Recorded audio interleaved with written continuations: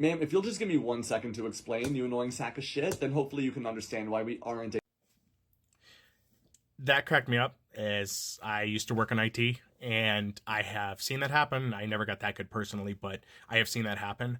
Um, while I wanted to just do something funny over it, it's important. I wanted to break down kind of the seriousness of it, which is why does that happen?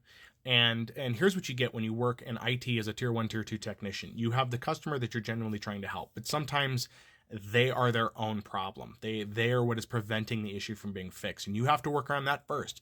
I've argued with plenty of people that the first portion of customer service or IT customer service is fixing the user before you can fix the problem. You have to. If the user doesn't understand what you're doing and they're the problem and they don't understand what's going on, you're never going to fix the issue. They're going to keep calling back. And this is where the rub is. Management, in most cases when I've worked IT at MSPs, managed service providers, for those that don't know, management is not IT inclined. I've worked multiple places where the people that were managing the bullpen, that's where all of the IT staff are, don't know anything about IT. Nothing. And so they end up, trying to intervene, not knowing how to fix the issue, and then blaming you for the problem, even though you've spent time trying to help the client. In addition, they want you on a time limit too. For those that don't know, when you call into tech support in most places, we have anywhere from a 10, 15, or 30-minute time limit to assist you, or we have to escalate the call, which means you may have to wait a couple days for help because MSPs I've worked out are usually understaffed. So where your issue may actually take 20 minutes to fix, if it's a 15-minute time, they won't let us work on it in most cases unless they honestly believe we can do it, and they never do. I've never had a manager be like, you think you could do it in 5 more minutes? Okay, go ahead. Never.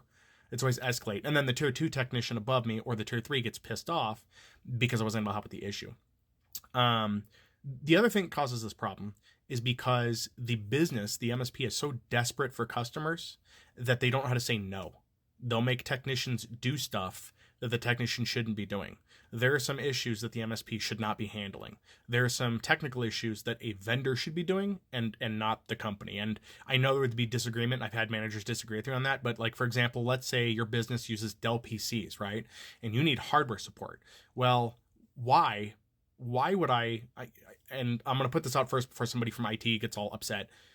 We call tech support on your behalf. That's part of what you do when you have an internal support team. If you have internal IT, which is great, or if you have an MSP, we will call Dell on your behalf. What I don't like, and this is the part I have a problem with every business I've worked in, is they want me to have the customer on hold for 30 minutes instead of picking up the machine, 30 minutes or longer, because Dell calls, vendor calls, and other calls where we're excused to work on it for hours, and it can take some time with Dell. There's some calls that take some time.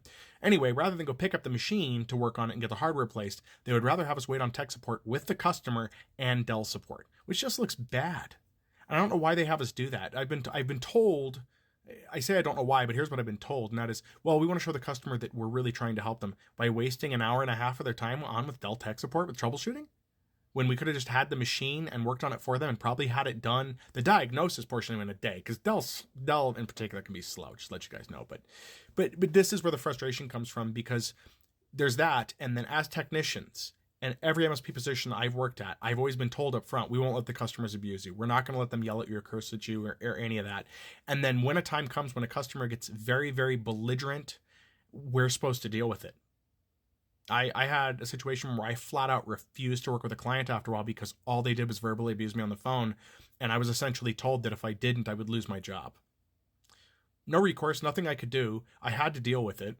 Now, they eventually fired that client, but it was only after it cost them so much money in support calls. That's not how it should be.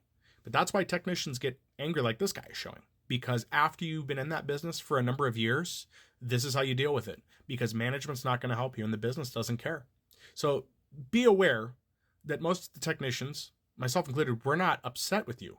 We're just tired of the same call over and over again. And we're trying to do our best, our absolute best to support you.